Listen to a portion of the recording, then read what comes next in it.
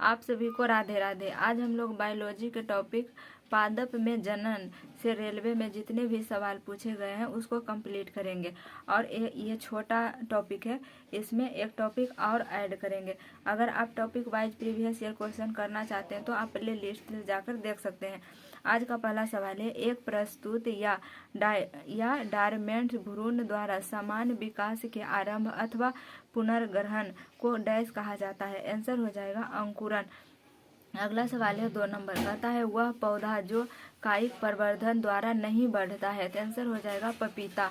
अगला सवाल है, लैंगिक प्रजनन होता है। आंसर हो जाएगा कम विकसित जानवरों और पौधों में। अगला सवाल है 4 नंबर, कहता है परागकण डैश के द्वारा उत्पन्न किए जाते हैं। आंसर हो जाएगा परागकोश। अगला सवाल है 5 नंबर, कहता है परागकण यानी पोलिनेशन डैश है।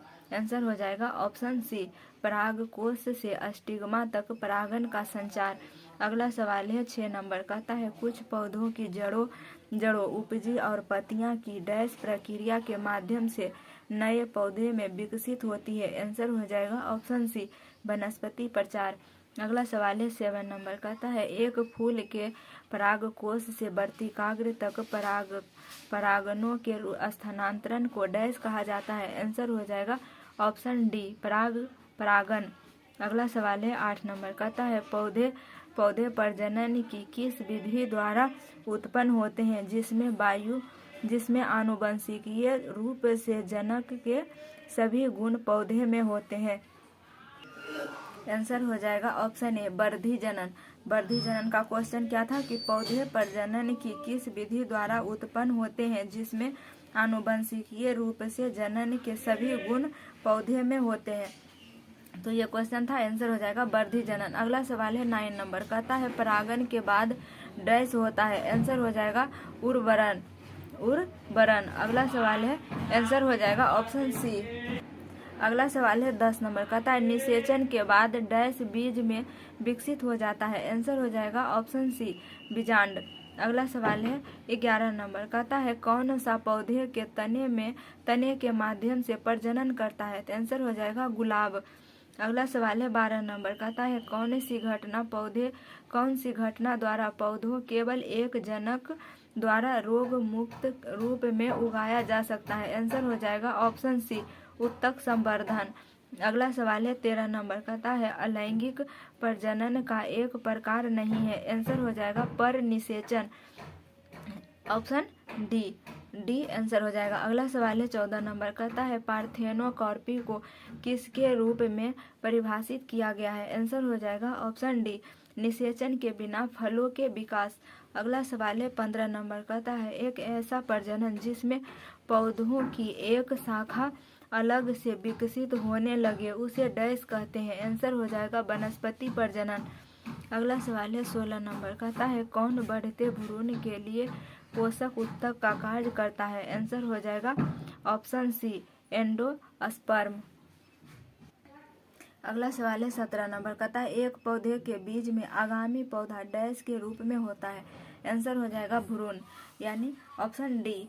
अगला सवाल है 18 नंबर, कहता है एक प्रकार के अलैंगिक प्रजनन को पहचानने जिसमें जड़ तना और पत्तियों जैसे पौधे के कुछ हिस्सा के माध्यम से प्रजनन शामिल है। आंसर हो जाएगा ऑप्शन बी, वनस्पतिक प्रजनन।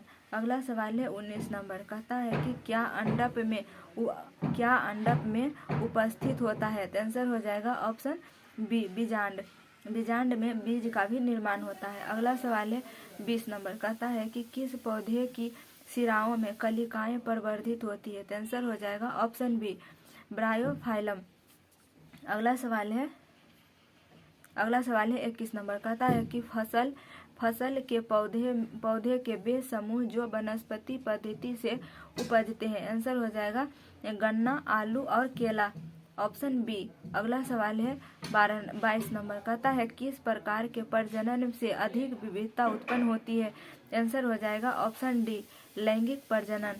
अगला सवाल है 21 नंबर। अगला सवाल कितना है 23 नंबर, कहता है कि पौधे का कौन सा हिस्सा रनर यानी घास में अलैंगिक रूप से प्रजनन करने के लिए विशेषीकृत होती है। आंसर हो जाएगा ऑप्शन सी तना। अगला सवाल है 24, कहता है तने के जरिए डैश फैलता है। आंसर हो जाएगा ऑप्शन बी गुलाब। तने के जरिए कौन होता है? गुलाब होता है। अगला है क्रॉस परागण के लिए निम्नलिखित में से कौन सा परागण के कारक नहीं है? आंसर हो जाएगा ऑप्शन डी पौधा। अगला सवाल है 26 नंबर। 26 नंबर क्वेश्चन में कहता है हवा के परागण को क्या कहा जाता है? तो आंसर हो जाएगा एनीमोफिली। हवा के परागण को एनीमोफिली कहा जाता है।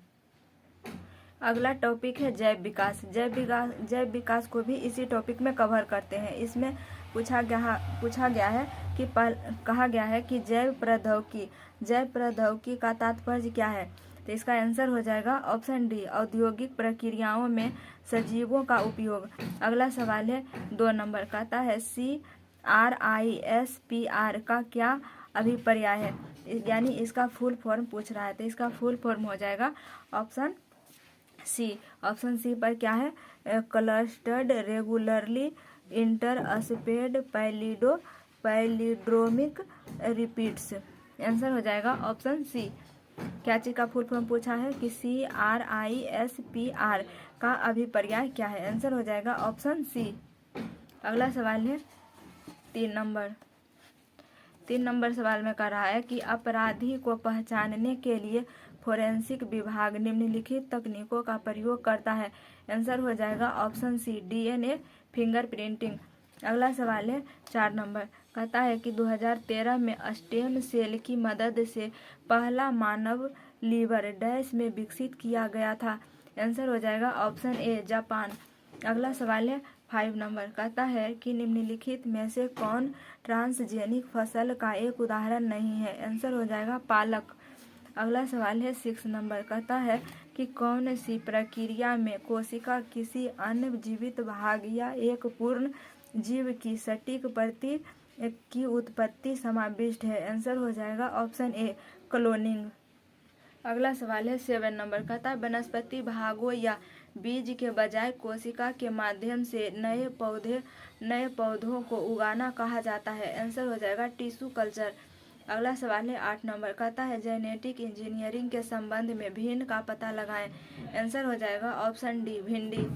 अगला सवाल है 9 नंबर, कहता है कि सबसे पहले DNA को अलग किसने किया था? आंसर हो जाएगा ऑप्शन ए फ्रेडरिक मियस्चर। अगला सवाल है 10 नंबर, कहता है आनुवंशिक अभियांत्रिकी का दूसरा नाम क्या है? आंसर हो जाएगा ऑप्शन सी पुनः संयोजक DNA प्रौद्योगिकी। पुनः संयोजक DNA प्रौद्योगिकी। अगला सवाल है 11 नंबर, कहता है भारत में DNA फिंगरप्रिंटिंग के पिता के रूप में किसे जाना जाता है? आंसर हो जाएगा ऑप्शन डी लालजी सिंह। तो ये था दोनों टॉपिक का प्रीवियस ईयर क्वेश्चन। मिलेंगे नेक्स्ट क्लास में। जय हिंद।